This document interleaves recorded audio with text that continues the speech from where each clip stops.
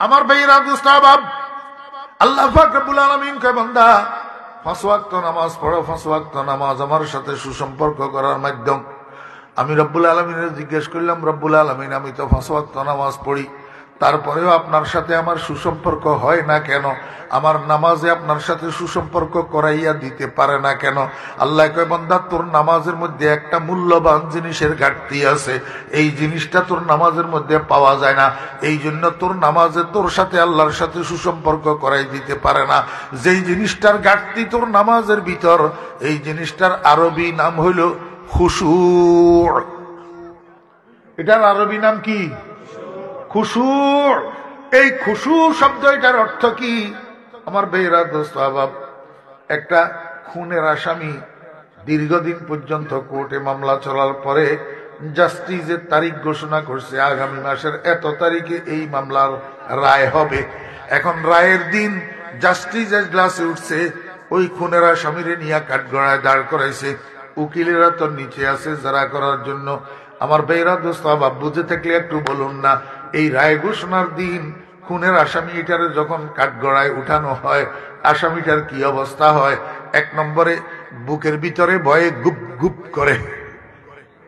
ভয়ে বুকের ভিতরে কি করে? গুপ গুপ করে। না জানি কি রায় হয়, না যাবজ্জীবন কারাদণ্ড হয়, না ফাঁসির হুকুম হয়, না কি হয়। এই জন্য এই ভয়ের কারণে সারাক্ষণ তার দৃষ্টি, সারাক্ষণ তার ধ্যান ওই জজের চেহারার উপরে নিবদ্ধ থাকে। 1 সেকেন্ডের জন্য এদিক সেদিক মনোযোগী হয় না।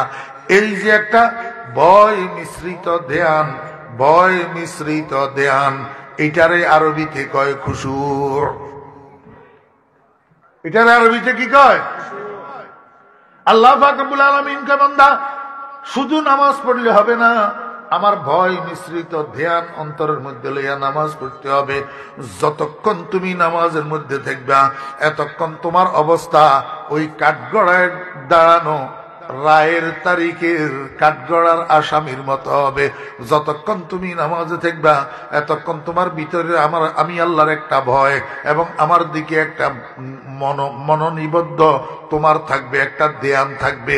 এই জিনিসটা যদি নিয়ে তুমি নামাজ পড়তে পারো, এই নামাজে তোমারে আমি আল্লাহর সাথে সুসম্পর্ক করে দিবে। বুঝছেন না? বুঝেন না? আমার ভাইরা দোস্ত আবাব, শুধু সুসম্পর্ক করলে হবে না, এই সুসম্পর্ক এটারে মরণ পর্যন্ত ধরে রাখতে হবে, যাতে মরণটা আমার আল্লাহর সাথে সুসম্পর্ক অবস্থায় হয়। আমি আল্লাহকে জিজ্ঞেস করলাম, মাওলাই করিম, আমি আপনার সাথে সুসম্পর্ক যে করলাম খুশুওয়ালা নামাজের দ্বারা, এই সুসম্পর্ক মৃত্যু পর্যন্ত কেমনে ধরে রাখবো? একটু আগে যাই আল্লাহ পাক বলেন, ওয়াল্লাযীনা হুম আলা সালাওয়াতিহিম ইউহাফিজুন। ও বান্দা, নামাজ তো তুমি পড়ো কিন্তু কন্টিনিউ করো না। 2 ওয়াক্ত পড়লে 3 ওয়াক্ত পড়ো না, 3 ওয়াক্ত পড়লে 2 ওয়াক্ত পড়ো না। ফজর, যোহর, আসর, মাগরিব পড়লা, এশার নামাজটা না পড়ে ঘুমাই গেলা। যোহর, আসর, মাগরিব, এশা 4 ওয়াক্ত পড়লা, ফজরের সময় বিছানা ছাড়ি উঠলা না, মসজিদেও গেলা না, নামাজটাও পড়লা না। এইরকম নামাজ হলে হবে না। তাহলে কি করতে হবে? 5 ওয়াক্ত নামাজকে কন্টিনিউ করতে হবে। তাহলে ফজরের নামাজ পড়লা, ফজরের নামাজের দ্বারা আল্লাহর সাথে তোমার সুসম্পর্ক হইল, এটা জোহর পর্যন্ত রইল। এবারে জোহরের নামাজটা পড়লা না, সম্পর্ক কাটা হইয়া গেল, আসর পর্যন্ত আর সম্পর্ক রইল না। এবার আসরের নামাজ পড়লা, আবার সুসম্পর্ক হইল, মাগরিব পর্যন্ত রইল। মাগরিবের নামাজ পড়লা, আবার সুসম্পর্ক রিনিউ হইল, এশা পর্যন্ত রইল। এশার নামাজটা না পড়ি আবার ঘুমাইয়া গেলা, তো তোমার সাথে আল্লাহর সুসম্পর্কটা কাটা হইয়া গেল। এই অবস্থায় রাত্রিকালীন ঘুমের মধ্যে হার্ট অ্যাটাক হইয়া যদি তোর মৌত আসি যায়, তোর মরণটা আল্লাহর সাথে সুসম্পর্ক অবস্থায় হইল না। দেখেন, 2 জন মানুষ সকালবেলায় নাস্তা করার জন্য একটা হোটেলে ঢুকি, একই টেবিলের 2 পাশে 2 চেয়ারে 2 জন বসছে। এখন মেসিয়ার আসছে অর্ডার নেওয়ার জন্য, জিজ্ঞেস করে, ভাই আপনি কি খাবেন? তো বলে, ভাই আমার 2টা পরোটা দেন, আর বেশি করে শিরা দিয়ে একটা মিষ্টি দেন। তার মানে উনি মিষ্টির শিরার মধ্যে সুবাইয়া সুবাইয়া 2টা পরোটা খাবেন।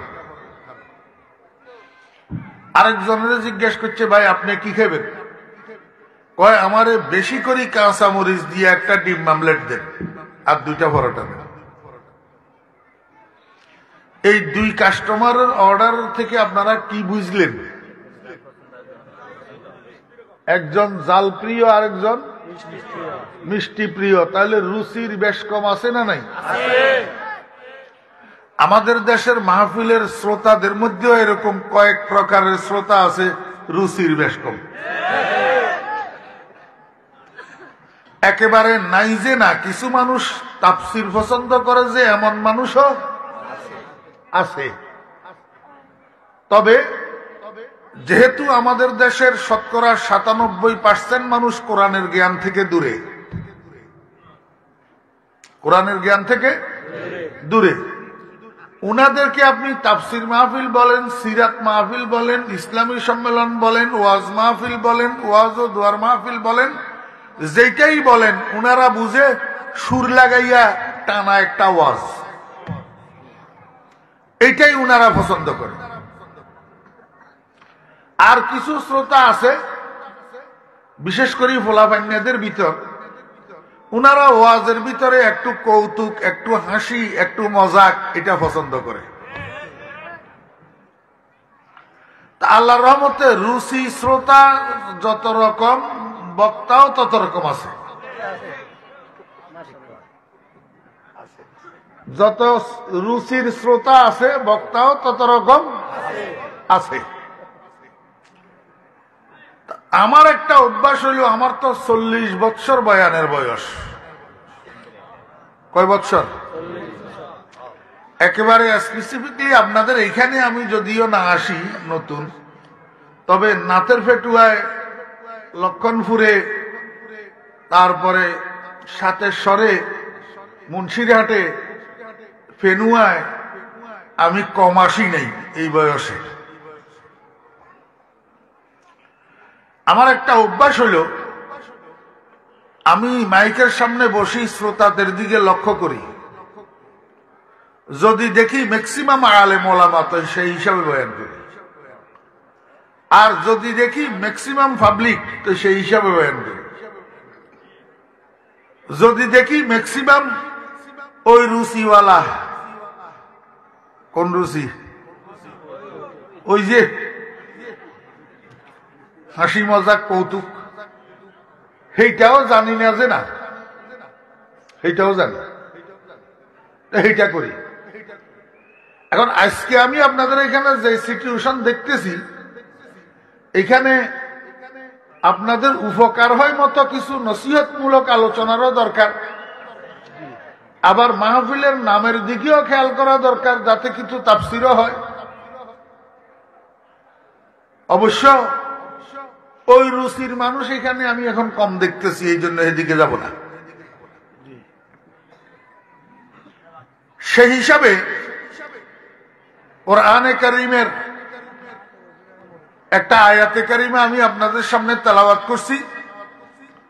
এটার সাথে এই সূরার শুরু থেকে আলোচনার একটা সম্পৃক্ততা আছে, যাতে সূরার শুরু থেকে এই আয়াত পর্যন্ত মোটামুটি আয়াতগুলোর উপরে একটা সাধারণ আলোচনা তাফসীরমূলক হইয়া যায়। এতে আপনাদের জন্য কিছু উপদেশমূলক নসিহত থাকে, আপনাদের জন্য যেন একটা পাথেয় হয়, আপনারা যেন সাথে করি বাড়িতে নিয়ে যাইতে পারেন, আগামী দিন থেকে যেন আমল করতে পারেন, সব দিকটা যেন মেনটেন হয়, এরকম কিছু কথা বলার আল্লাহ পাক আমাকে তৌফিক দান করেন। আপনারা বলেন আমিন। সব কথার উপরের কথা হইল,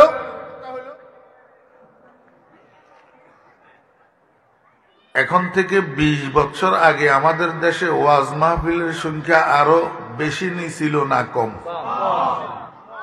হ্যাঁ জি,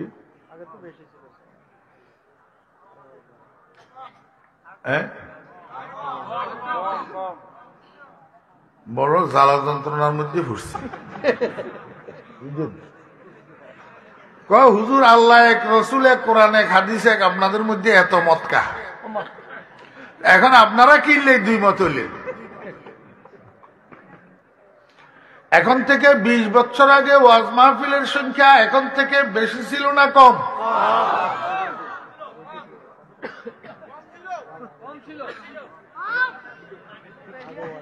শুনেন শুনেন, ওই স্পিকারে সংসদের মধ্যে আইন পাস করার সময় কয় না, যারা পক্ষে আছেন হ্যাঁ বলেন, এবার কয় হ্যাঁ জয়যুক্ত হয়েছে, হ্যাঁ জয়যুক্ত হয়েছে। আমার এক ভাই বলতেছেন কম ছিল, কিন্তু ম্যাক্সিমাম বলতেছে বেশি ছিল, নাকি ম্যাক্সিমাম বলতেছে কম ছিল, আমার ভাই বলতেছে বেশি ছিল। এখন আমি কোনটা জয়যুক্ত হয়েছে কইতাম? কম ছিল। এবার বাইরে আমি বুঝাই দিই কেমনে কম ছিল। আগে আমাদের দেশে মাহফিল হইতো বেশিরভাগ মাদ্রাসা ভিত্তিক। মাদ্রাসাগুলার একটা মৌসুমী সভা, একটা বার্ষিক সভা। এই গ্রামে গ্রামে যুবকদের উদ্যোগে বিভিন্ন কমিটি বানাইয়া এত তাফসির মাহফিল, এত ইসলামী সম্মেলন ফাড়ায় ফাড়ায়, এটা আগে ছিল না। ও ভাই, আমি আপনাদেরকে জিজ্ঞেস করছি 20 বছর আগের কথা, আমি তো 40 বছর আগের বক্তা। আমার বয়ানের বয়স তো 40। মাহফিল এখন বেশি আগের তুলনায়। তার প্রমাণ অক্টোবর, নভেম্বর, ডিসেম্বর, জানুয়ারি, ফেব্রুয়ারি, মার্চ, এই 6 মাসের প্রতিটা মাস যদি 90 দিনে হইতো, আমি অন্যদের কথা জানি না, আমি ফরিদুদ্দিনের 90 দিন ফিলা বই যেত, এত বেশি দাওয়াত। আগে এত দাওয়াত ছিল না। এই কথাটা আমি আপনাদেরকে জিজ্ঞেস করছি এই জন্য, এই মাহফিলগুলা আসলে কি? এই মাহফিলগুলা আসলে এক একটা হসপিটাল। এক একটা কি হসপিটাল। এখানে আমরা যারা শ্রোতা হইয়া আসি, আমরা আধ্যাত্মিক রোগের রোগী, কলবের রোগের রোগী। আর যে সমস্ত ওয়াইজিনে কেরামরা এখানে আলোচনা করার জন্য আসেন, উনারা এক একজন ডাক্তার। উনাদের জবান থেকে যে আলোচনাগুলা বাইর হয়, এগুলা প্রেসক্রিপশন। আলোচনার মধ্যে যে আমলগুলার কথা দিক নির্দেশনামূলক থাকে, এগুলা হলো মেডিসিন। এগুলা কি? পরের দিন সকাল থেকে এই কথাগুলার উপরে আমল করা হইল মেডিসিন সেবন করা। মেডিসিন সেবন করা। এখন যদি মাহফিলগুলা হাসপাতাল হয়, তাহলে হাসপাতাল যত বাড়ে রোগীর সংখ্যা কমার কথা না? রোগীর সংখ্যা কমার কথা না। কিন্তু আমি তো দেখতেছি হাসপাতাল দিন দিন যত বাড়তেছে, রোগীও দিন দিন তত বাড়তেছে। চিকিৎসা নাই, চিকিৎসা নাই। এটার কারণ কি? হাসপাতাল দিন দিন বাড়তেছে, মাহফিল দিন দিন বাড়তেছে, কিন্তু মানুষের চরিত্র দিন দিন অধঃপতনে যাইতেছে। চরিত্র ভালো হওয়ার কথা ছিল, কিন্তু হচ্ছে না। কারণটা কি? আমি যতটুক গবেষণা করছি, আমার গবেষণায় 2টা কারণ ধরা পড়ছে। কয়টা? 2টা। একটা কারণ হলো, ভাই, হসপিটাল তো স্থাপন করা হয় রোগীর জন্য, কিন্তু বাস্তবতার নিরিখে দেখা যাইতেছে রোগীর গোষ্ঠী কিন্তু হাসপাতালে আসে না। রোগীর গোষ্ঠী হাসপাতালে আসে না। আপনাদেরকে আমি জিজ্ঞেস করি, নামাজি মানুষটা রোগী না বেনামাজি রোগী? মদদি রোগী না মদ খায় না যে এটা রোগী? ওই সুদখোর রোগী না সুদ খায় না যে এটা রোগী? আরেকটা জিজ্ঞাসা করলে তো বলা হয়নি, আমার খুব মনে কষ্ট নিব। ও ফ্রি ফায়ার খেলে যে ফলা এটা রুগী না না খেলে যে এটা রুগী? ওই পাবজির প্লেয়ার ফলা এটা রুগী না যেটা না এটা রুগী? ইয়াবাখোর ফলা এটা নি রুগী না খায় না যে এটা রুগী?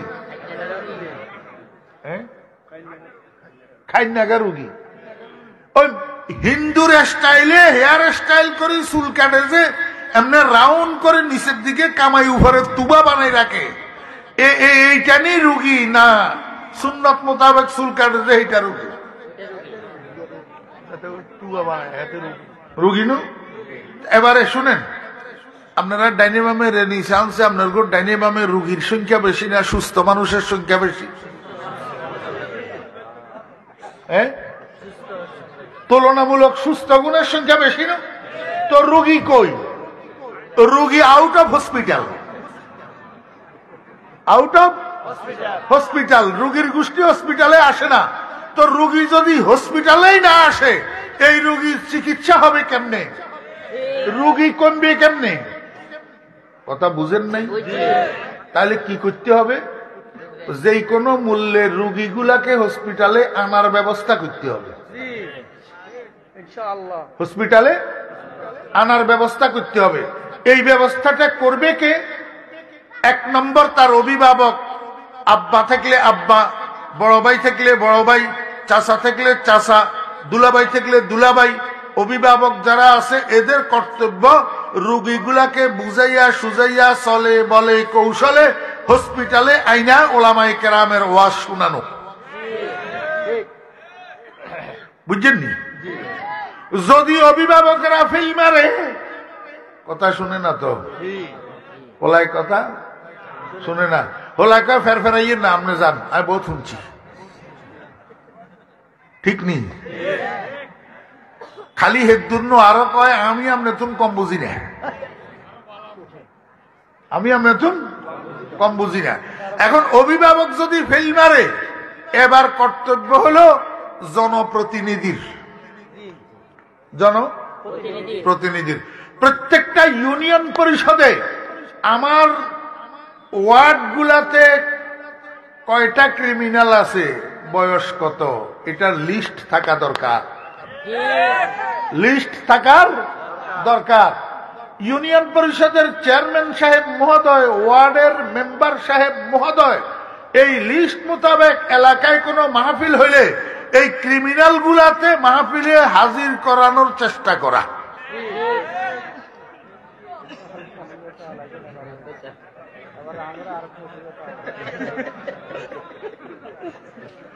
এখন জামিলা কোনটা করতে পারবি না? জামিলা হইল যেতারা আনবো হেতারাই যদি রোগী হয়,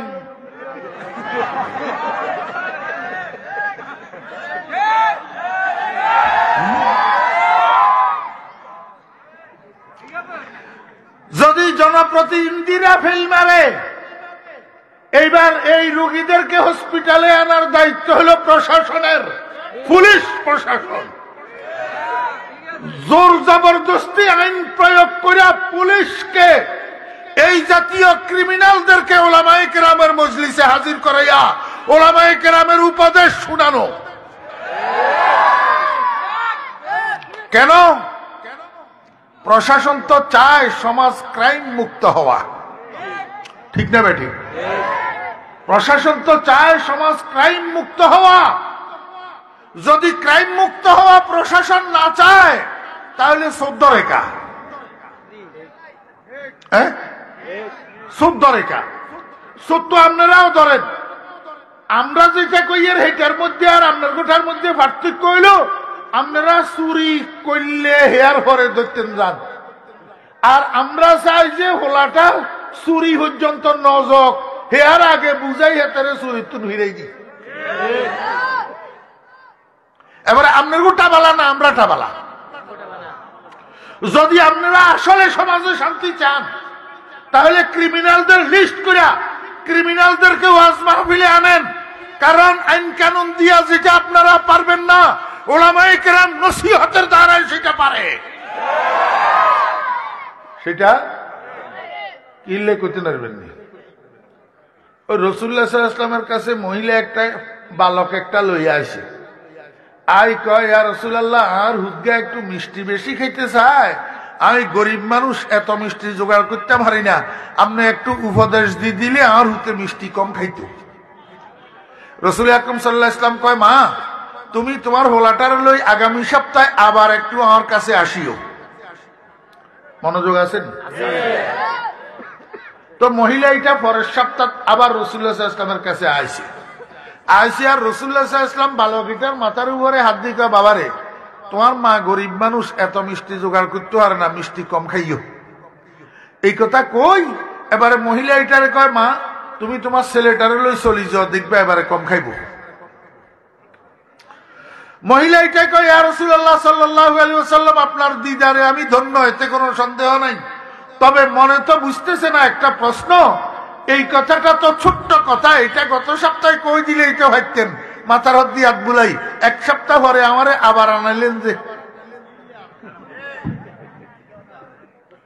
রাসূল আকরাম সাল্লাল্লাহু আলাইহি ওয়াসাল্লাম কয় মা তুমি বুঝলা না, তোমার হুতের রোগ আর আমার রোগ একই রোগ, তোমার হুতের রোগ আর আমার রোগ একই রোগ। আমিও তো মিষ্টি বেশি খাই, আমিও মিষ্টি পছন্দ করি, এখন আমি মিষ্টি বেশি খাইয়া তোমার হুতেরে যদি নসিহত করি মিষ্টি ছাড়বেন লাই, এই নসিহতে কাজ হইতো না।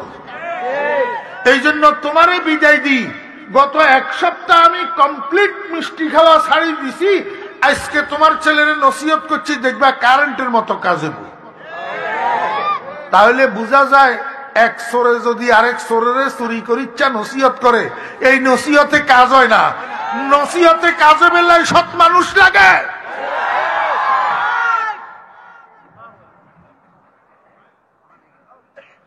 বিশ্বাস হয় না? ওই শান্তিনগর বাজার যাই জিজ্ঞাসা করেন, শুধু 100 বরাতের বয়ান, 100 কদরের বয়ানে 50 জনে দাঁড়িয়ে রেখেছে এই অদমের বয়ান। আপনি শান্তিনগর বাজার যাইয়া দেখেন, এমনি তাকাইতে আপনার কাছে মনে হবে যেন কোন শাহী মসজিদের খতিব, কোন মাদ্রাসার মুহাদ্দিস, আসলে কিচ্ছু না, বাজারের ব্যবসায়ী। কিভাবে হইছে? এ আল্লাহর অদম গোলামদের বয়ানে, যেটা আপনারা পারেন না। আপনারা সন্ত্রাসী বানান আর আমরা সন্ত্রাস ছাড়াই, আপনারা মদদি বানান আর আমরা মদ ছাড়া করি, এরপরেও আমাদের যত দোষ নন্দ ঘোষ।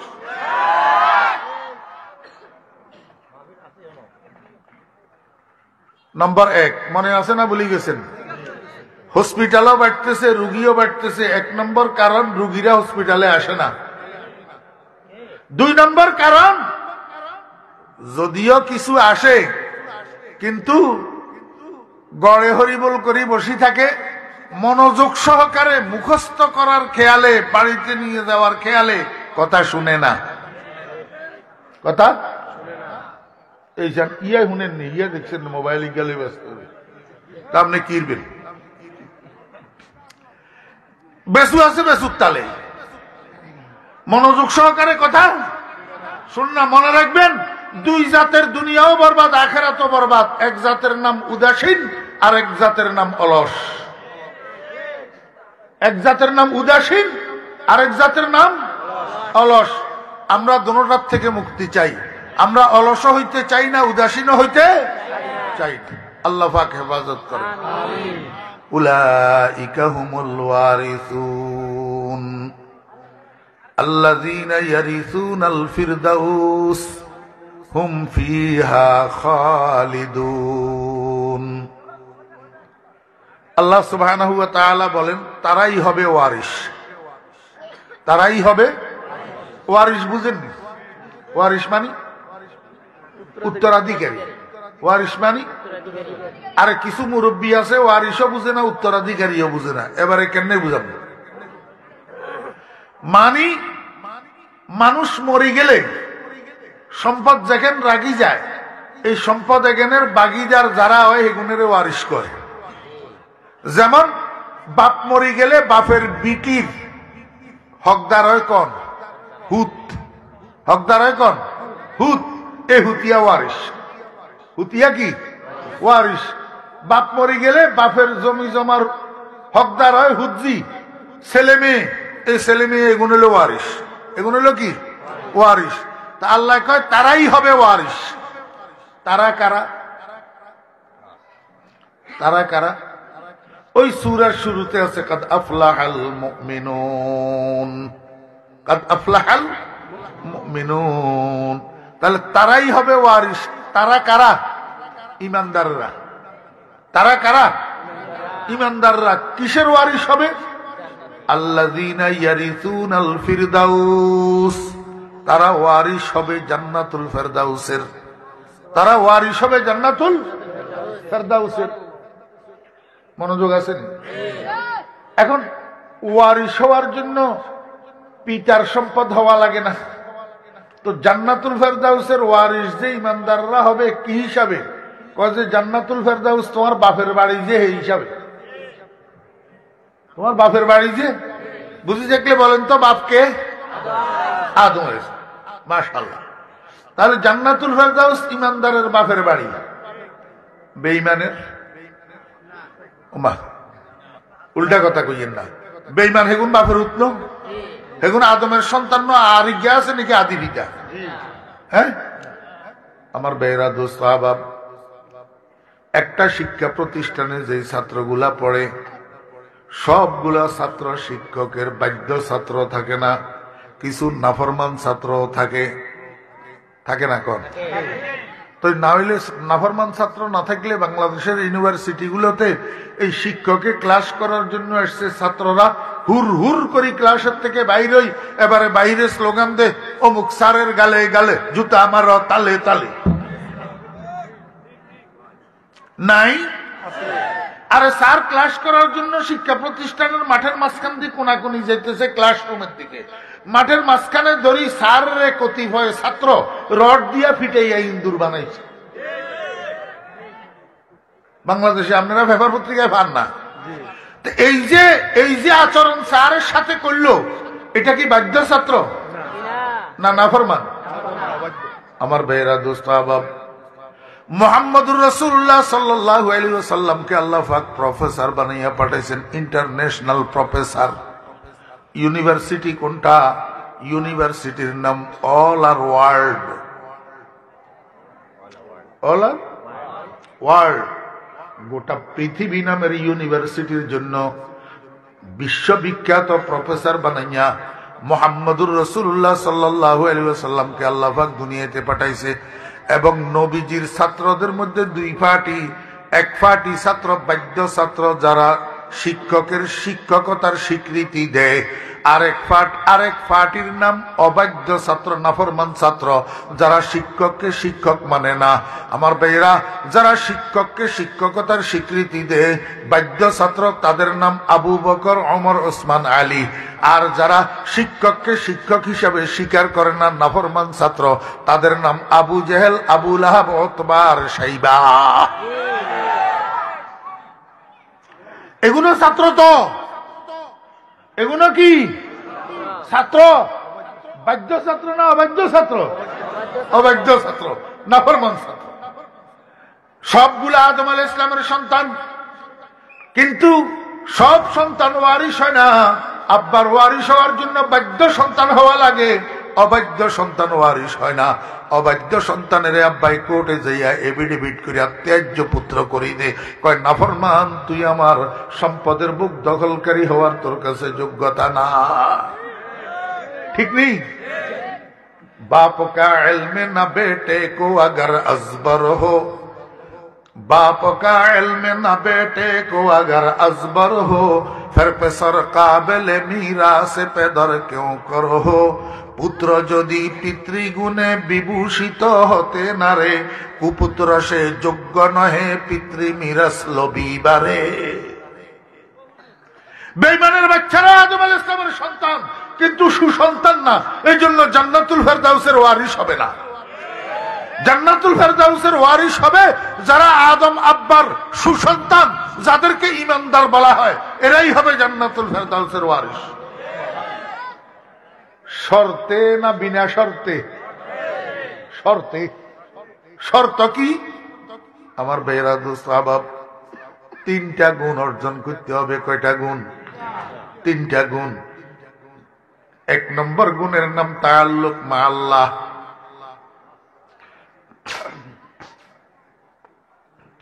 তাফসীরের পরিভাষা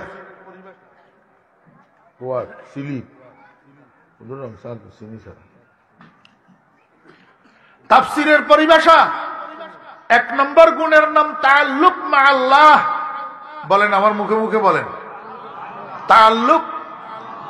তাআল্লুক বুঝেননি? তাআল্লুক এটা পাবলিকেরাও বুঝে। আরবি শব্দ হইলে হাতের লগে হাতের তার লোক আছে, হাতের লগে হাতের কি আছে, তার লোক আছে। বাংলা কয় সম্পর্ক, বাংলা কয় কি? মা আল্লাহ শব্দের অর্থ হইল আল্লাহর সাথে। মা আল্লাহ শব্দের অর্থ কি? আল্লাহর সাথে তাআল্লুক মা আল্লাহ। 2 নম্বর গুণের নাম ইসলাহে নফস, 2 নম্বর গুণের নাম। 3 নম্বর গুণের নাম আদায়ে হুকুকুল ইবাদ, আদায়ে হুকুকুল ইবাদ। কয়টা গুণ হইল? এই মজা লাগবো, ধৈর্য ধরে শুনতে হইব। ফিনিশিং এ গেলে, ফিনিশিং পর্যন্ত শুনলে দেখবেন একবারে দিল বাগ বাগ হয়ে যাবো ইনশাআল্লাহ। 3টা গুণ। কয়টা গুণ? এখন তো আরবি পরিভাষায় আপনাদেরকে আমি বললাম, আপনারা সবাই বুঝেন না, এবার বাংলায় বুঝেন। জান্নাতুল ফেরদাউসের ওয়ারিস হওয়ার জন্য একজন ইমানদার তার কাছে 3টা গুণ থাকতে হবে। 1 নম্বর গুণ আল্লাহ পাকের সাথে সুসম্পর্ক তৈরি করা এবং সেই সুসম্পর্ককে মৃত্যু পর্যন্ত ধরিয়া রাখা। বুঝছেন না? বুঝেন না? 1 নম্বর গুণ আল্লাহ পাকের সাথে সুসম্পর্ক তৈরি করা। আল্লাহ পাকের সাথে সুসম্পর্ক। আপনি বলতে পারেন, হুজুর আমার বাপের বাড়ির ওয়ারিস আমি হব, আমার বাপের বাড়ির উত্তরাধিকারী আমি হব, আরেকজন থার্ড পার্সনের সাথে আমার সুসম্পর্ক করতে হবে কেন? প্রশ্ন করতে পারেন। নাতের ফেটুয়া বাজারে আপনার আব্বা একটা দোকান করে 30 বছর। কয় বছর? 30 বছর। 30 বছর পরে একদিন হঠাৎ হার্ট অ্যাটাক করে আপনার আব্বা মারা গেছে। বাবের মৃত্যুর শোক পালন করলেন 3 দিন।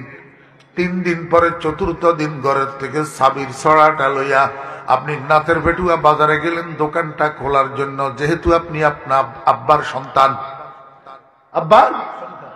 আপনি আপনার আব্বার সন্তান, আপনার আব্বার ওয়ারিস, সেই হিসাবে দোকানটা খোলার জন্য, দোকানের ব্যবসার হাল ধরার জন্য আপনি সাবির ছড়া ঘরের থেকে লইয়া দোকান খোলার জন্য গেছেন। যাইয়া দেখে, ও আল্লাহ, দোকানের শাটারের মধ্যে পুরাতন তালা যেগুলা আব্বার মারা ছিল সেগুলার উপর দিয়ে আরো একটা নতুন তালা লাগানো, যেগুলার চাবি ঘরের চাবি ছড়ার মধ্যে নাই। পার্শ্ববর্তী দোকানদারের জিজ্ঞেস করে, আঙ্কেল আমাদের দোকানের শাটারের নতুন তালা এগুলা কে লাগাইছে? দোকানদারে কয়, বাবারে এই দোকানের যিনি মালিক উনি লাগাইছে, এই ফাঁসে বাড়ি এইটা, তুমি যাইয়া জিজ্ঞেস করো তোমাদের দোকানে কেন তালা লাগাইলো। তো ফোলা গেছে এবার উনার বাড়িতে, যাইয়া কয়, আঙ্কেল আমাদের দোকানে নতুন তালা লাগাইছে কে? কয় আমি লাগাইছি। কয় আপনি আমাদের দোকানে তালা লাগাইলেন কেন?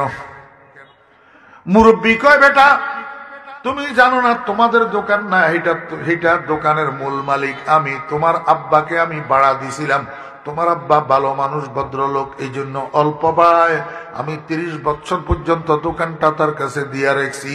কিন্তু উনি বুক দখলকারী মালিক, উনি মূল মালিক না। এটার রেজিস্ট্রেশনের কাগজপত্র সব আমার নামে, আমি ভূমির মালিক, আমি দোকানের মালিক।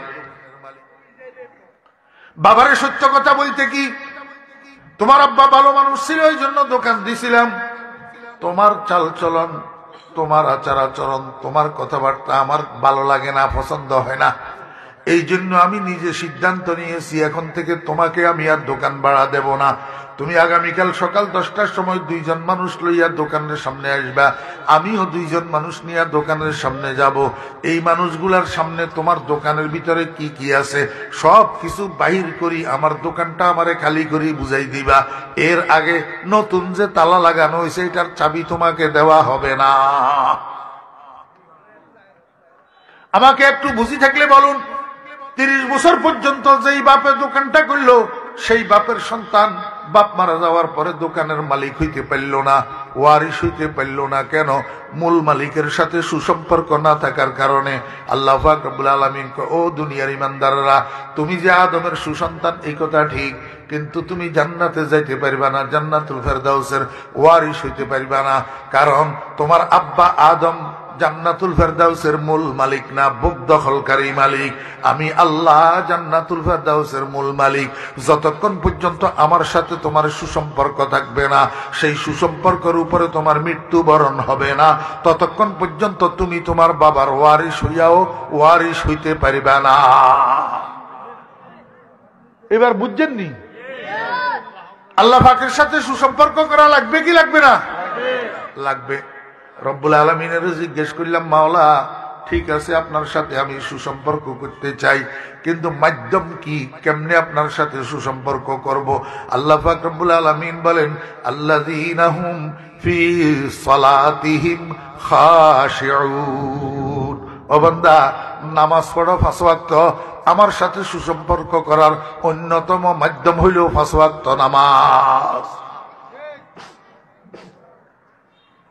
এবার বুঝি থাকলে বলেন তো, বেনামাজির সাথে আল্লাহর সুসম্পর্ক না খারাপ সম্পর্ক?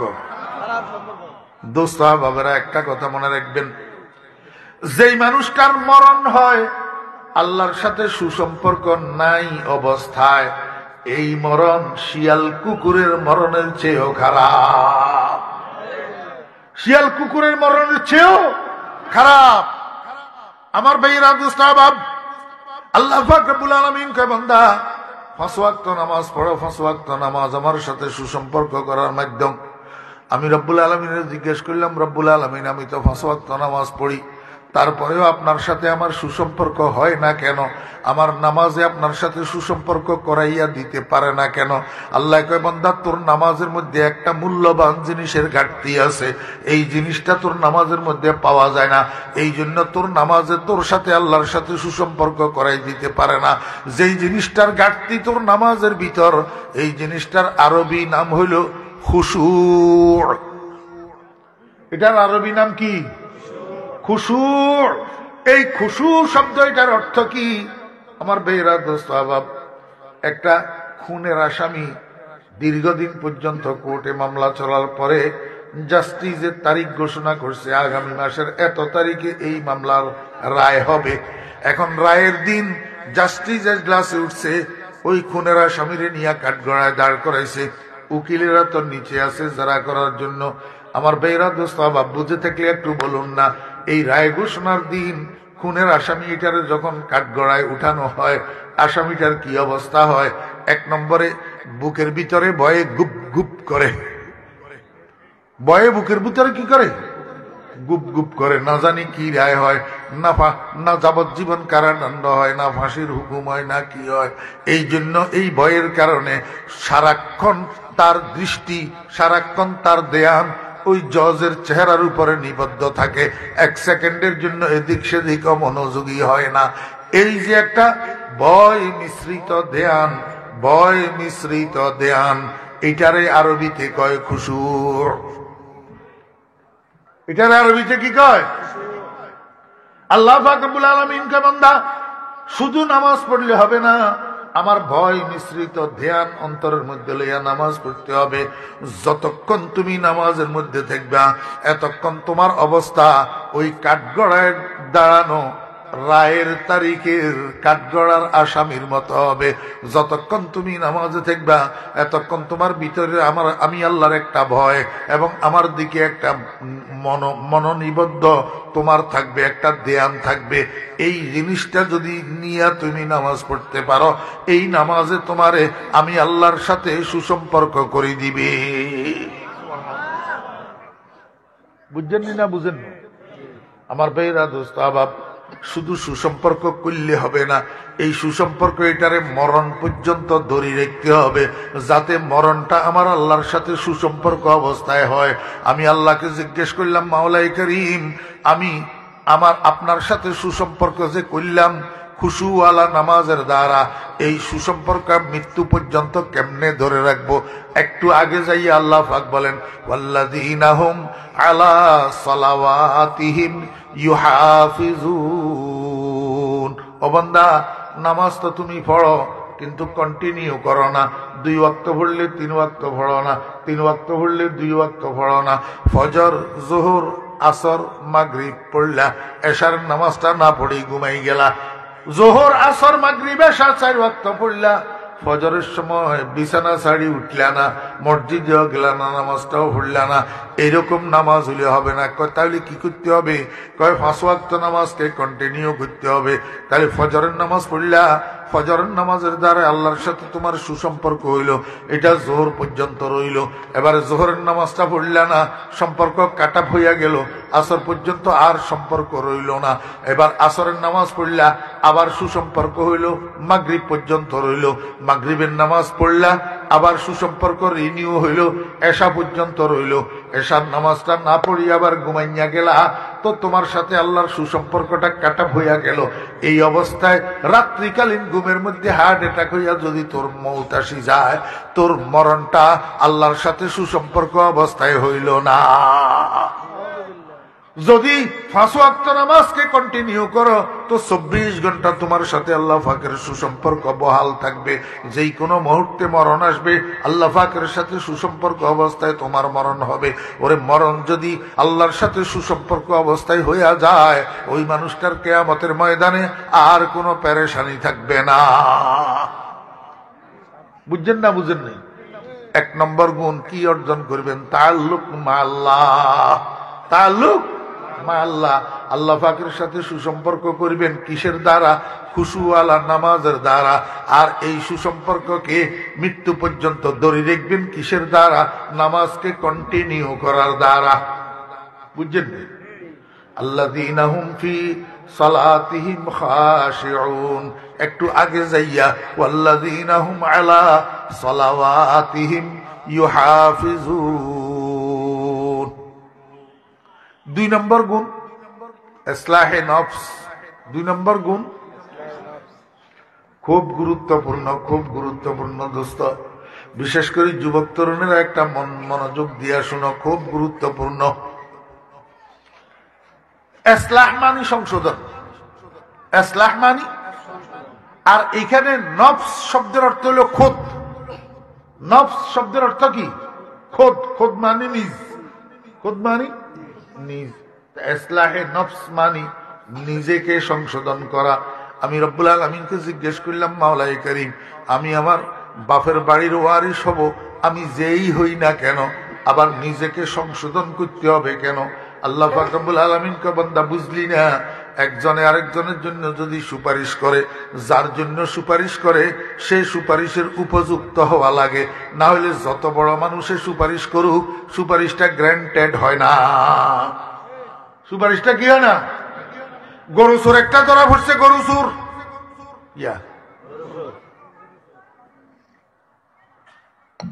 গরু চোর যে একেবারে দাগি গরু চোর, থানা ইতিহাতের নামে 10-12 মামলা আছে, খালি গরু চুরির মামলা। কিন্তু পুলিশে এতের ধরতে পারে না, ছটকার আগে চলে। একদিন পুলিশে রাত্রে গাড়ি লই রাস্তার মাঝখানে লাইট নিবাই দাঁড়াই রয়েছে, সরাইয়া কুইতে হইতো না, হেতে আরেকজনের গরু একটা লই রাস্তা ক্রস করতে এনে গাপ করে সিলের মতো পুলিশে ধরিয়ে লাইছে, হাতে নাতে সোরা গরু সহ গাড়িতে উড়াই লই গেছে থানাত। আমার ভাইরা সকালে সকালে সোরাইয়ার বাপে খবর পাইছে, সোরাইয়ারে পুলিশে ধরে লই গেছে। এখন সোরাইয়ার বাপ গেছে চেয়ারম্যান সাহেবের কাছে, যাই কয়, চেয়ারম্যান সাহেব, আপনারে আমরা ভোট দিই চেয়ারম্যান বানাইছি, আর হুতেরে থানার ধরে লই গেছে, আর হুতেরে একখানা ওসি সাহেবের টেলিফোন করে ছাড়াই দেন। চেয়ারম্যান সাহেবে টেলিফোন গেল, হ্যালো ওসি সাহেব, গত রাত্রে আমার এখান তুন বলে এই নামের ফলা একটা ধরে লই গেছেন, ফলা এটারে ছাড়ি দেন। ওসি সাহেব, এক্সকিউজ মি চেয়ারম্যান সাহেব, অনেক সময় আপনার অনেক সুপারিশ গ্রহণ করছি, অনেক সুপারিশ গ্রহণ করছি, কিন্তু আজকে যেই পোলার জন্য আপনি সুপারিশ করতেছেন, তার জন্য সুপারিশ করা আপনার ফেস্টেজের হ্যাম্পার, তার জন্য সুপারিশ করা আপনার সাজে না। এতে তো দাগি গরু চোর, গ্রামের মানুষ এতের জ্বালায় অতিষ্ঠ। আর তার চেয়ে বড় কথা হইল, উপরের অর্ডার আছে, আমি তাকে ছাড়তে পারবো না, চালান করে দিতে হবে, সরি আপনার সুপারিশটা গ্রহণ করতে পারলাম না। এই কথা কই ওসি সাহেব ফোনটা কাটিয়ে দিয়েছে। বুঝি থাকলে এবারে বলেন তো আমাকে, ওসি সাহেব সুপারিশ যে গ্রহণ করলো না, এটা চেয়ারম্যান সাহেবের ত্রুটির কারণে, নাকি যার জন্য সুপারিশ করছে হেতে অনুপযুক্ত হওয়ার কারণে?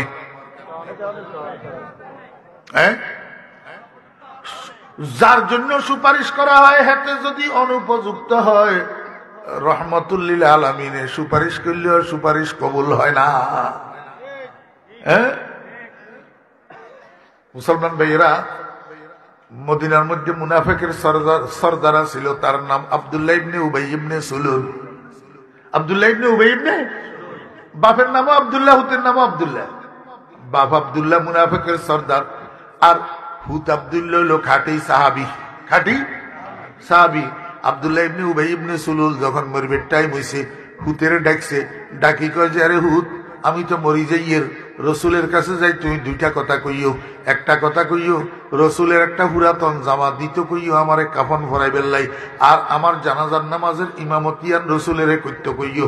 আব্দুল্লাহ রাদিয়াল্লাহু আনহু নবীজির সাহাবি যাইয়া রসুল আকরাম সাল্লাল্লাহু আলাইহি ওয়াসাল্লামের কয় যে ইয়া রাসূলুল্লাহ, আমার আব্বা মারা গেছে, আমার আব্বা মরার আগে দিয়ে আমারে ওসিয়ত করছে আপনার একটা পুরাতন জামা দিতেন, সেই জামা দিয়ে আমার আব্বারে কাফন ভরাইতাম, আর আমার আব্বার জানাজার নামাজের ইমামতিটা আপনি করতেন।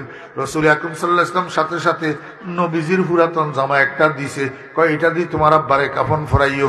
এরপরে কয় যে জানাজার জন্য মনিয়ত রেডি হইলে আমারে খবর দিও। জানাজার জন্য মনিয়ত রেডি হয়েছে, রসুল আকরাম সাল্লাল্লাহু আলাইহি ওয়াসাল্লামকে খবর দেওয়া হয়েছে। রসুল আকরাম সাল্লাল্লাহু আলাইহি ওয়াসাল্লাম যাই, সাহাবায়ে কেরামরা তো কাতার সোজা করে দাঁড়ায় রয়েছে নবীজির অপেক্ষায়। নবীজি যাইয়া সবার সামনে খাটিয়ার সামনে দাঁড়াইয়া ইমামতি করার জন্য দাঁড়াইছে। এই টাইমে হযরত ওমর রাদিয়াল্লাহু আনহু কয়, ইয়া রাসূলুল্লাহ, এইটা কি করতেছেন? কার জানাজা পড়াইতেছেন আপনি জানেননি? এত তো মুনাফিকের সর্দার, রাত্র দিন 24 ঘন্টা তার কামা ছিল, দিনে একরকম রাইতে একরকম, দিনে একরকম। وَإِذَا لَقُوا الَّذِينَ آمَنُوا قَالُوا آمَنَّا وَإِذَا خَلَوْا إِلَى شَيَاطِينِهِمْ قَالُوا إِنَّا مَعَكُمْ إِنَّمَا نَحْنُ مُسْتَهْزِئُونَ। এদের চরিত্র তো আলোতে একরকম, অন্ধকারে একরকম, দিনের 12টা একরকম, রাতের 12টা আরেক রকম, মসজিদে গেলে একরকম, মন্দিরে গেলে আরেক রকম এদের চরিত্র। মুনাফিকের সর্দার কমবক্ত, এদের জানাজা আপনি কিল্লে পড়ান। রাসূল আকরাম সাল্লাল্লাহু আলাইহি ওয়াসাল্লাম ওমরের কয়, ওমর, ইন্নী আ'লামু মা লা তা'লাম, আমি যাহা জানি তুমি তাহা জানো না। এই কথা যখন বলছেন, হযরত ওমর রাদিয়াল্লাহু আনহু ভয়ে ফিসে হটে গেছেন।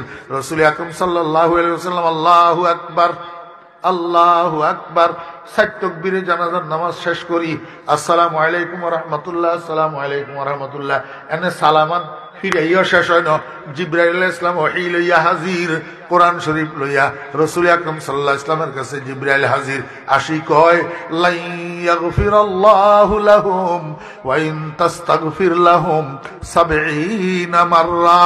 ও বন্ধু, আপনি এই মুনাফিকের জন্য একবারে না জানাজার নামাজ পড়ছেন, একবারে না মাগফিরাতের দোয়া করছেন, একবারে না সুপারিশ করছেন, আল্লাহুম্মা গফির লিহাইয়িনা ওয়া মাইয়িতিনা, আয় আল্লাহ আমাদের জিন্দাকে মাফ করে দাও, আমাদের মুর্দাকে মাফ করে দাও, একবারে না সুপারিশ করছেন।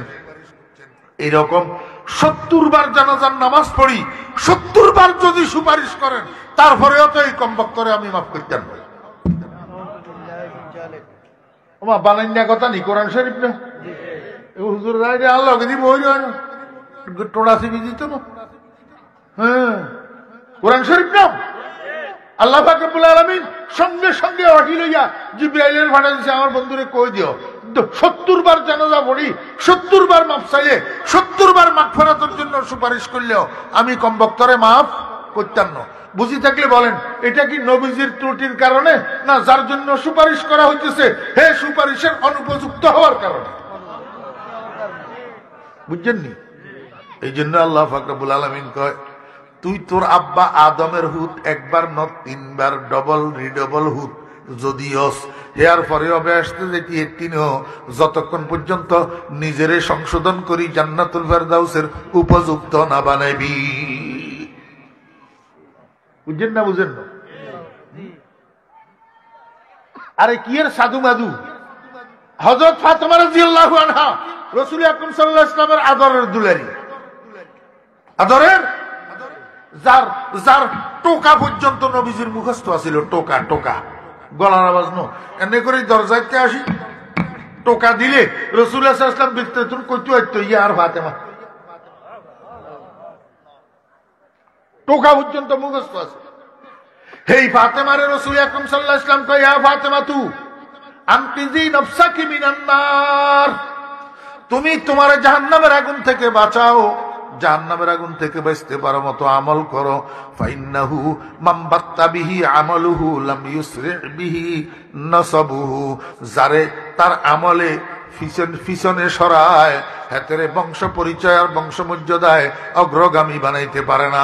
তুমি মুহাম্মদুর রাসূলুল্লাহ সাল্লাল্লাহু আলাইহি ওয়াসাল্লামের কন্যা, এই পরিচয় দিয়া ফেরেশতার কাছে কবরে ফার পাইতে পারিবা না যদি নেকামল লইয়া কবরে না যাইতে পারো। দেখছেন নি তামাশা? আমার ভাইরা দোস্ত আহবাব, কবরের মধ্যে শোয়াইছি কারে? ফাতেমারে কবরের মধ্যে শোয়াইছি। হযরত আবু যর গিফারী রাদিয়াল্লাহু আনহু কবরের উপরে দাঁড়ায় রইছে। দাঁড়াই দাঁড়াই কবরের কর, ও কবর তুই তো বেশি জিতের লোক ন, তুই তো যেতেরে হওয়া হেতেরে খালি শিখ মারো, খালি শিখ মারো। খবরদার আজ যা বেয়াদবি করিও না। এখন তোমার মধ্যে রাখছি যে ইয়া কন কইতে পারবানি, ইয়া মুহাম্মদুর রাসূলুল্লাহ সাল্লাল্লাহু আলাইহি ওয়াসাল্লামের কন্যা, ইয়া হযরত আলীর বিবি, ইয়া হাসান হোসেনের মা, তুই চিননি ইয়ারে, ইয়ার লগে বেয়াদবি করিও না। কনে কয় হযরতে আবু যর গিফারী রাদিয়াল্লাহু আনহু, আমার ভাইয়েরা দোস্ত বাপ, কবরের মাটির থেকে বলে আওয়াজ আসতেছে, কবরের থেকে আওয়াজ আসতেছে আর ওই ভাষায়, ও আবু যর, আমি মুহাম্মদুর রাসূলুল্লাহ সাল্লাল্লাহু আলাইহি ওয়াসাল্লামের মেয়ে বুঝি না, আমি আলীর বিবি বুঝি না, আমি হাসান হোসেনের মা বুঝি না, আমি নেক আমল বুঝি। আনা বাইতুল ওয়াহশাতি, আনা বাইতুল ওয়াহদাতি, আনা বাইতুল জুলমাতি, আনা বাইতুদ দুহুদ। আমি একলা ঘর, আমি অন্ধকার ঘর, আমি অন্ধকার ঘর। আমার মধ্যে কোনো সিকিউরিটি নাই, কোনো পাহারাদার নাই, কোনো আলোর ব্যবস্থা নাই, কিচ্ছু নাই। আমি এখানে নেক আমল লই আইলে আমি ইয়ারে ভালো ব্যবহার করি, বদ আমল লই আইলে আমি সিপ মারি। আমি কি করি? সিপ মারি। রাসূলুল্লাহ সাল্লাল্লাহু আলাইহি ওয়াসাল্লামের বেটি ফাতেমার লগে যদি এই ব্যবহার হয়, কি সদু মধু 1400 বছর পরে। আল্লাহু আকবার। এই জন্য আল্লাহ পাক রব্বুল আলামিন কয়, দুনিয়ার মানুষেরা ও ইমানদার, যদি তুমি তোমার আব্বার ওয়ারিস হইতে চাও, জান্নাতুল ফেরদাউসের ওয়ারিস যদি হইতে চাও, নিজেকে সংশোধন করো, নিজেকে সংশোধন করে জান্নাতুল ফেরদাউসের উপযুক্ত বানাও। রব্বুল আলামিনের জিজ্ঞেস করলাম, মাওলাই করিম, কেমনে সংশোধন করতাম নিজেকে, কি করলে আমি সংশোধন হইতে পারবো? আল্লাহ পাক রব্বুল আলামিন কয়, আমার বান্দা, তোমার 3.5 শরীরের মধ্যে 3টা গুরুত্বপূর্ণ অঙ্গ আছে। এই 3টা অঙ্গরে যদি সংশোধন করতে পারো, তাহলে তুমি কমপ্লিট সংশোধন হইয়া যাইবা। আল্লাহ পাক রব্বুল আলামিন জিজ্ঞেস করলাম, মাওলা, ওই 3টা গুরুত্বপূর্ণ অঙ্গ কি, কেমনে সংশোধন করব? আল্লাহ পাক রব্বুল আলামিন কয়, ওয়াল্লাযীনা হুম আনিল লাগবি মুরিদুন। একটা গুরুত্বপূর্ণ অঙ্গ তোমার মুখের ভিতরে আছে, যেটার নাম জিহ্বা, যেটা তোমার বাকশক্তির মেশিন। এটা কথা বলার জন্য আল্লাহ তোমারে দিছে, কিন্তু এই জিহ্বারে তুমি সংশোধন করিবা। কেমনে সংশোধন করিবা? দৈনন্দিন জীবনে যত কথাবার্তা কও, এখানে মিথ্যা কথা থাকতে পারবে না, এখানে গীবত থাকতে পারবে না, এখানে পরের সমালোচনা থাকতে পারবে না, এখানে কারো বিরুদ্ধে মিথ্যা বদনাম থাকতে পারবে না, এখানে সগলখুরি থাকতে পারবে না, এখানে দুমদামি আর কুটনামি থাকতে পারবে না, এখানে মিথ্যা সাক্ষী দেওয়া থাকতে পারবে না। যত রকমের অনর্থক কথা আছে, যত রকমের অনর্থক কথা আছে, যে সমস্ত কথার দ্বারা দুনিয়ারও লাভ নাই, আখিরাতেরও লাভ নাই, 10টা টাকাও পকেটে ঢুকে না, 10টা নেকিও আমল নামায় উঠে না। এই সাত দোকানের মধ্যে বই বই, ঘন্টার পর ঘন্টা, খালেদা খালেদা খালেদা, হাসিনা হাসিনা, এরশাদ এরশাদ, সাত দোকানের মধ্যে বই বই, ঘন্টার পর ঘন্টা নাম এগেন ঝুপলে 10টা টাকা পকেটে ঢুকে নি, 10টা নেকি আমল নামায় উঠেনি। আল্লাহ আল্লাহ আল্লাহ আল্লাহ আল্লাহ আল্লাহ আল্লাহ আল্লাহ আল্লাহ, এই নাম এটা বই বই জপলে আমল নামায় নেকি উঠে কিনা? মুসলমান ভাইরা, আল্লাহ শব্দ এটা উচ্চারণ করাই ইবাদত। আল্লাহ শব্দ এটা উচ্চারণ করাই কি ইবাদত। আল্লাহ পাক রব্বুল আলামিন কয়, বান্দা, যত গুনার কথা আছে, যত অনর্থক কথা আছে, এগুলার থেকে তোমার জিহ্বারে সংশোধন করো। জিহ্বারে কি করো? সংশোধন করো। প্রতিদিন সকালবেলায় 7টা 8টা 9টা 10টা, যেই সময় তুমি বাসার থেকে বাইর হওয়ার সময় সংকল্প করি বাইরবা, আজকে রাত্রের 10টায় বাসায় ফিরা পর্যন্ত আমি একটা মিথ্যা কথাও বলবো না, একটা মিথ্যা কথাও বলবো না। দোস্ত, এই সংকল্প করি বাসার থেকে যেই লোক বাইর হয়, সেই লোক গুনাহ করতে পারবে না, গুনাহ করতে পারবে না। আমার বেইরা দোস্ত আহবাব, সকালবেলায় ঘর থেকে বাইরে হওয়ার সময় সংকল্প করি বাইরন আজকের রাত্রে 10টায় বাসায় ফিরা পর্যন্ত আমি একটা বেদরকারী একটা অনর্থক কথা বলবো না। বলবো না। এই জন্য আল্লাহর হাবিব জনাব রাসূলুল্লাহ সাল্লাল্লাহু আলাইহি ওয়াসাল্লাম হাদিস শরীফের মধ্যে বলেন, উম্মত কথা যদি বলতেই হয় ভালো কথা কও, আর না হলে চুপ থাক। কথা যদি বলতেই হয় ভালো কথা ক, না হলে চুপ থাক। সাহাবীরা কয়, ইয়া রাসূলুল্লাহ ভালো কথা এটা কোনটা? রাসূল আকরাম সাল্লাল্লাহু আলাইহি ওয়াসাল্লাম কয়, ভালো কথা হইল লা ইলাহা ইল্লাল্লাহ। এর থেকে ভালো কথা আসমানের নিচে জমিনের উপরে আর নাই। এর থেকে ভালো কথা আসমানের নিচে জমিনের উপরে আর নাই। আল্লাহু আকবার। খালি একবার কইলে 4000 গুনাহ মাফ হয়। কি কইলে? লা ইলাহা ইল্লাল্লাহ। একবার কইলে 4000 গুনাহ মাফ হয়। আল্লাহ আল্লাহ পাক রব্বুল আলামিন কয়, ওয়াল্লাযীনা হুম আনিল লাগবি মুরিদুন। বান্দা বেদরকারী কথা থেকে তুই বেদরকারী কথা থেকে বাঁচি থাক, অনর্থক কথা পরিহার কর, দেখবি তোর জিহ্বা সংশোধন হয়ে যাব। আল্লাহ পাক রব্বুল আলামিন কয়, বান্দা তোমার শরীরের মধ্যে আরেকটা গুরুত্বপূর্ণ অঙ্গ আছে, সেই অঙ্গটার নাম আরবিতে কয় কলব, ইংরেজিতে কয় হার্ট, উর্দু ফার্সিতে কয় দিল, বাংলাতে কয় অন্তর আর হৃদয়। এটারও তুমি সংশোধন করো, কলবের সংশোধন করো। আমার ভাইয়েরা, দোস্ত আহবাবেরা, আমি কোরআন হাদিসের পর্যালোচনা করলাম কি কি কাজের দ্বারায় কলব সংশোধন হয়, কি কি কাজের দ্বারায়। আমি 4টা জিনিস পাইলাম। 1 নম্বরের নাম তেলাওয়াতে কোরআন, যেটার দ্বারায় কলব সংশোধন হয়। 1 নম্বরের নাম, মনোযোগ আসেনি? ও দোস্ত, আল্লাহু আকবার। আপনার গো এই দেওয়াল ইটের দেওয়াল আস্তরকরণ ছাড়া যদি 1 বছর ফেলাই রাখেন, এটার উপরে শেওলা ধরেনি। এবার 1 বছর পরে যদি আস্তর করতেন যান, তো তারের ব্রাশ দিয়ে ঘষা লাগেনি, শেওলা এগেন উড়ে বেললাই। যখন তারের ব্রাশ দিয়ে ঘষা মারে, তখন ওই অরিজিনাল আকৃতি আসি যায়, শেওলা জড়ি জড়ি পড়ে যায়। আল্লাহর হাবিব জনাবে মুহাম্মদুর রাসূলুল্লাহ সাল্লাল্লাহু আলাইহি ওয়াসাল্লাম কয়, গুনাহ করতে করতে তোর কলবের মধ্যে যে শেওলায় ধরে গেছে, এই শেওলা এগেন পরিষ্কার করার জন্য তারের ব্রাশ হলো কোরআন শরীফের তেলাওয়াত। তারের ব্রাশ কি? কোরআন শরীফের তেলাওয়াত। দেখি করেন, মুখস্থ করেন, দেখি করেন, মুখস্থ করেন, কোনো অসুবিধা নাই। যদি দেখি দেখি তেলাওয়াত করতে না পারেন, অন্তত আলামদু থেকে আলাম তারা পর্যন্ত যে 11টা সূরা আছে, এগুনের সকাল বিকাল 1 দৌড়া 2 দৌড়া, 1বার 2বার করে এগুনের তেলাওয়াত করেন। আর আল্লাহরে কোন যে, আল্লাহ আমি যতটুক জানি ততটুক তোমার কোরআনের তেলাওয়াত করতেছি, কোরআন তেলাওয়াতকারীদের লিস্টের মধ্যে আমার নামটা উঠাইয়া দাও। 2 নম্বর কলবকে সংশোধন করার 2 নম্বর মেডিসিনের নাম জিক্রুল্লাহ। 2 নম্বর মেডিসিনের নাম কি? জিক্রুল্লাহ, আল্লাহ জিকির। অদস্ত আল্লাহ জিকিরের দ্বারা কলবের সংশোধন হয়। 3 নম্বর মেডিসিনের নাম কাসরাতু জিক্রিল মাউত। কাসরাতু জিক্রিল মাউত, মউতের বেশি বেশি করে স্মরণ করা।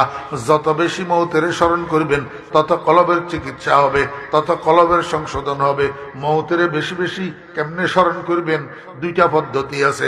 একটা পদ্ধতি হলো সকালবেলায় ঘর থেকে বাইরে হওয়ার সময় খেয়াল করবেন, ও মন, এই যে তুই ঘর থেকে বাইরে হইতেছ, এটা তোর জীবনের শেষ বাহির হওয়া হইতে পারে, এই ঘরে আর তুই জিন্দা ঢুকতে পারবি না।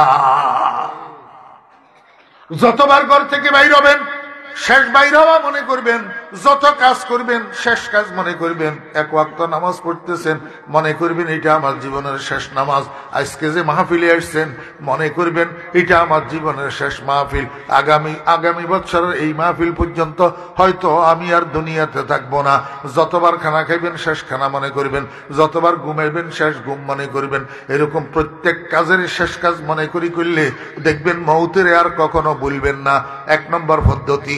2 নম্বর পদ্ধতি হলো রাত্রে ঘুমের বিছানায় যে যান 10টা 11টার সময়, সাথে সাথে তো আর ঘুম আসে না, রুমের দরজা বন্ধ করছেন, লাইট অফ করছেন। আল্লাহু আকবার। এখন রুমটা অন্ধকার হয়ে গেছে, এখনো ঘুম আসতেছে না। হাত পা গুলারে সোজা করেন, চক্ষু বন্ধ করেন, মনেরে বুঝান, ও মন, এটা তোর কামরা নয়, এটা তোর কবর, এটা তোর কবর। আজকের রাত্রে যদি তোর মউত আসি যায়, আগামীকাল সকালে তোর দুনিয়ার মানুষে কবরে লই যাই রাখি আসবো। আল্লাহ পাক রব্বুল আলামিনের সাথে তোর দেখা করতে হবে, আল্লাহর সামনে দাঁড়াইতে হবে। ও মন, আল্লাহর সামনে দাঁড়ানোর জন্য, আল্লাহর সাথে দেখা করার জন্য কি সম্বল জোগাড় করছ, কি নিয়ে যাইবি? এতগুলা গুনাহ লই, মুখ খোদা কো হ্যায় দেখা না একদিন, মুখ খোদা কো হ্যায় দেখা না একদিন, कबर में होगा ठिकाना एक दिन, रूह रग रग से निकाली जाएगी, तुझ पे एक दिन खा के डाली जाएगी। मन के बुझार ना ও মন, কি লইয়া যাবি আল্লাহর দরবারে? এতগুলা গুনাহ করছ জীবনে, এই গুনাহগুলা আল্লাহ যদি মাফ না করে, এই গুনার গাট্টি লই আল্লাহর সামনে কেমনে দাঁড়াইবি? দেখবেন মনেরে বুঝাইতে বুঝাইতে আস্তে দিলটা নরম হয়ে যাব, চোখের পানি বাইর হইতে থাকবো।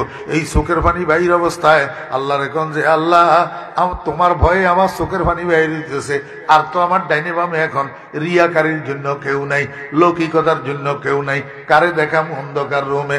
মাওলা এক ফোঁটা চোখের পানি কবুল করি, আমার জীবনের গুনাহগুলারে মাফ করিয়া দাও না। আল্লাহু আকবার। ও ভাইরা দোস্ত আহবাব, 2 নম্বর মেডিসিন কলবের সংশোধন করার কসরাতু যিকরিল মাউত। 3 নম্বর মেডিসিন, 4 নম্বর মেডিসিন জিয়ারাতুল কুবুর। 4 নম্বর মেডিসিন কি? কবরের জিয়ারত। ও মুরব্বিয়ানে কেরামেরা, আব্বারে কোথায় দাফন করিয়া আইছেন, মারে কোথায় দাফন করিয়া আইছেন, শ্বশুর শাশুড়ি কোথায় দাফন করছেন, আত্মীয় স্বজন বন্ধু বান্ধবের কোথায় দাফন করছেন, প্রতিদিন জিয়ারত করতে যাইতে যদি নাও পারেন, শুক্রবারে জুমার দিন মা বাপের কবরের কাছে যাবেন, মা বাপের কবরটা জিয়ারত করবেন। আল্লাহর হাবিব বলেন যে এই সন্তান জুমার দিন মা বাপের কবর জিয়ারত করে, আল্লাহ দপ্তরের মধ্যে নেক সন্তান হিসাবে লিপিবদ্ধ হয়। ওরে শাহী দপ্তরের মধ্যে একবার যদি কারো নামের সাথে নেক লেখা হইয়া যায়, ওই মানুষটা আর জাহান্নামে যাবে না। কেমনে কবর জিয়ারত করবেন? কবর জিয়ারত কেমনে করবেন? শুক্রবার দিন যে কোনো এক টাইমে মা বাপের কবরের কাছে যাবেন। যাই প্রথম থেকে কিছু পড়িয়েন না, প্রথম থেকে কিছু পড়বেন না। কবরের কাছে যাই এমনি করি কবরের দিকে তাকাই থাকবেন, তাকাই থাকি মনে করবেন ও মন, এই এই এই বিজ্ঞানের যুগে, আল্লাহু আকবার, ডিজিটাল যুগে মুহূর্তে আমেরিকা, রাশিয়া, জাপান, জার্মান যোগাযোগ করা যায়। তোর চোখের সামনে 3.5 হাত মাটির নিচে তোর আব্বা যে পড়ে রইল, তুই তো খোঁজ খবর নিতে পারতেছ না, সুখে আছে না দুঃখে আছে। ও মন, আজকে যদি তোর মরণ আসি যায়, দুনিয়ার মানুষ তোরেও তো কবর দিয়ে চলে যাব, তোর ছেলেও এরকম তোর খোঁজ খবর নিতে পারবে না। কবরে কেমনে থাকবি? ও মন, মনেরে কবরের দিকে তাকাই তাকাই মনেরে তশকিল করেন, দেখবেন দিলটা নরম হয়ে যাব, চোখের পানি জোর জোর করে পড়তে লাগবো। এইবার কবর জিয়ারত শুরু করেন। আসসালামু আলাইকুম ইয়া আহলাল কুবুর, ইয়াগফিরুল্লাহু লানা ওয়া লাকুম ওয়া আনতুম সালাফুনা ওয়া নাহনু বিল আসর। কবর জিয়ারতের দোয়াটা পড়ি। এবার আউযু বিল্লাহ বিসমিল্লাহর সাথে একবার সূরা ফাতিহা পড়েন, 3 বার সূরা ইখলাস পড়েন, 11 বার দরুদ শরীফ পড়েন। এইবার মনে মনে আল্লাহরে কোন, ও আল্লাহ, আমি তোমার কোরআন তেলাওয়াত করলাম, তোমার হাবিবের উপরে দরুদ শরীফ পড়লাম, আয় আল্লাহ এগুলার সওয়াব দয়া করে মেহেরবানি করে আমার আব্বার রূহের উপরে পৌঁছাইয়া দাও, আমার মায়ের রূহের উপরে পৌঁছাইয়া দাও। অদুস্থ, আপনি জানেননি এটার দ্বারা কি উপকার হবে? একবার জিয়ারাতে আপনার আব্বা আম্মার কবরের আযাব কমপক্ষে 40 দিন স্থগিত হইয়া যাবে। আল্লাহু আকবার। 4 নম্বর মেডিসিন কবরের জিয়ারত। কলবকে সংশোধন করার মেডিসিন কয়টা কইলাম? 1 নম্বর তেলাওয়াতে কোরআন, 2 নম্বর আল্লাহ জিকির, 3 নম্বর মওতের বেশি স্মরণ করা, 4 নম্বর কবরের জিয়ারত। আল্লাহ কয় বান্দা, এই কামেগুলা করলে তোমার কলবটা আভ্যন্তরীণ রোগের থেকে পবিত্র হয়ে যাবে। ওয়াল্লাযীনা হুম লিয-যাকাতি ফাঈলুন। আল্লাহ পাক রব্বুল আলামিন কে বান্দা, জিহ্বা তোর গুরুত্বপূর্ণ অঙ্গ, এটারে সংশোধন করলি, কলব তোর গুরুত্বপূর্ণ, এটারে সংশোধন করলি। তোর 3.5 হাত শরীরের মধ্যে আরেকটা গুরুত্বপূর্ণ অঙ্গ আছে, সেটা হলো তোর লজ্জাস্থান, সেটা হলো তোর যৌনাঙ্গ, এটারে সংশোধন কর। আল্লাহ পাক রব্বুল আলামিনের জিজ্ঞেস করলাম, মাওলা এটারে কেমনে সংশোধন করব? আল্লাহ কয়, ও বান্দা, দুনিয়ার মধ্যে একটা মাত্র ক্ষেত্র আছে তোর জন্য বৈধ, একটা মাত্র ক্ষেত্র আছে তোর জন্য লিগ্যাল, একটা মাত্র ক্ষেত্র আছে তোর জন্য অনুমোদিত। সেই ক্ষেত্রে তুই তোর যৌন পিপাসা নিবারণ করতে পারবি, যৌন চাহিদা পূরণ করতে পারবি। এই ক্ষেত্র ছাড়া অন্য কোথাও যৌন চাহিদা পূরণ করতে পারবি না। এই এক ক্ষেত্রে যদি যৌন চাহিদা পূরণ করস তাহলে তোর যৌনাঙ্গের সংশোধন হইয়া যাবে। ওয়াল্লাযীনা হুম লিফুরুজিহিম হাফিজুন ইল্লা আলা আজওয়াজিহিম আও মা মালাকাত আইমানুহুম ফাইন্নাহুম গায়রু মালুমিন। আল্লাহ পাক রব্বুল আলামিন কয় বান্দা, যখন এই তিনটা অঙ্গ তোর সংশোধন হইয়া গেছে, তুই কমপ্লিট সংশোধন হইয়া গেছ, এখন তুই উপযুক্ত হইয়া গেছ জান্নাতুল ফেরদাউসের ওয়ারিস হওয়ার। আল্লাহ কয় বান্দা, আরেকটা গুণ তোকে অর্জন করতে হবে। 2 গুণ তো অর্জন করলি, তাআল্লুক মা আল্লাহ, ইসলাহে নফস। আরেকটা গুণ কি? আরেকটা গুণ হলো আদায়ে হুকুকুল ইবাদ। এই তুমি যে লাইফ লিড করতেছ, দুনিয়াতে জীবন যাপন করতেছ, এই জীবন যাপনের সাথে ডাইনে বামে সামনে পিছে কাছে দূরে যত মানুষের সম্পৃক্ততা আছে, এই মানুষের কোনো অধিকার কোনো হক তোমার উপরে আছে কিনা, যদি থাকে মরণের আগে আদায় করিয়া মরো, মরণের আগে আদায় করিয়া মরো। হকদারের হক আদায় করো, পাওনাদারের পাওনা আদায় করো, অধিকারওয়ালার অধিকার আদায় করো। খবরদার, কারো হক কান্দে লইয়া, কারো পাওনা কান্দে লইয়া, কারো অধিকার কান্দে লইয়া কবরে যাবি, তুই যত আদমের সন্তান হইবি না কেন জান্নাতুল ফেরদাউসের ওয়ারিস হইতে পারবি না। রব্বুল আলামিনকে জিজ্ঞেস করলাম, মাওলায়ে কারীম, তা আমি এই হকুকুল ইবাদ কিভাবে আদায় করব? মানুষের হক মানুষের অধিকার কেমনি আদায় করব? আল্লাহ পাক রব্বুল আলামিন আমাদেরকে বুদ্ধি শিখাই দিয়ে কয়, ও বান্দা, তুমি 2টা জিনিসের সংরক্ষণ করো, 2টা জিনিসের সংরক্ষণ করো। একটার নাম ওয়াদা আর একটার নাম আমানত। একটার নাম ওয়াদা আর একটার নাম আমানত। ওয়াল্লাযীনা হুম লিআমানাতিহিম ওয়া আহদিহিম রাউন। ওয়াদা আর আমানত, এই 2টা জিনিসের রক্ষণাবেক্ষণ করো। ওয়াদা খেলাপ করিও না, আমানতের খেয়ানত করিও না। যদি সারাটা জীবন এই 2টা কথার উপরে আমল করতে পারো, মরণের সময় কোনো বাপের বেটা তোর কাছে হকদার থাকবে না, তোর কাছে পাওনাদার থাকবে না, তোর উপরে অধিকারওয়ালা থাকবে না, অধিকারওয়ালা থাকবে না। আমার ভাইরা দোস্ত আবাব, আল্লাহ পাক রব্বুল আলামিন কয়, এই 3টা গুণ যদি তুমি অর্জন করতে পারো তাহলে তুমি হবে জান্নাতুল ফেরদাউসের ওয়ারিস। আল্লাযীনা ইয়ারিসুনাল ফিরদাউস। দুনিয়ার ভিতরে দেখেন না তামাশা, একজনে আসি আল্লাহু আকবার, এই বাড়ি একটা দে, আরেকজনে আসি বাড়ি হিয়াতুন আবার উচ্ছেদ করে দে। দেখছেন না দুনিয়াতে? আল্লাহ পাক রব্বুল আলামিন কয় না, জান্নাতুল ফেরদাউসে একবার ডুবকি এলে কোনো বাপের বেটা নাই সেখান থেকে তোকে উচ্ছেদ করার। এমন হায়াতে থাকবি যে হায়াতের শুরু আছে শেষ নাই। এই অফুরন্ত হায়াত এই জান্নাতুল ফেরদাউসের ভিতরে থাকবি। হুম ফিহা খালিদুন। ওয়া আখিরু দাওয়ানা আনিল হামদুলিল্লাহি রাব্বিল আলামিন ওয়া সাল্লাল্লাহু তাআলা আলা খাইরি খালকিহি মুহাম্মাদিন ওয়া আলিহি ওয়া সাহবিহি আজমাইন। কি হুকুম? কে বয়ান করব?